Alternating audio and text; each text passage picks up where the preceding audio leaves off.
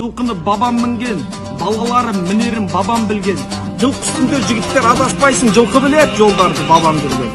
Жылқы бауыр, жылқы дос туысқаның, жылқы үстінде жігіттер туыспағың. Төрт түліктің үшеуін ұмытсаң да, ей жігіттер, жылқыны ұмытпағың. Жайдақ чапсаң жігіттер жылқы менен, екі шатың тердейді шылқып демең. Күніңді қаратпайды дәрігерге, дәрігердің атасы жылқы деген. Атаң шыққан ұйықтамай құбатаңнан, жылқы мініп бойына қуат алған. Жетпістегі атаңның сүт кенжесі, 7 айлық сенбесең сұрапаңнан. Елін сүз өтсең не шара, еш дос сүз өтсең не шара, бексіз сүз өтсең не шара. Ақан сері айтқан кешегі құлағері жоқ адам бейшара. Жылқы малдың патшасы, малдан да қымбат ноқтасы.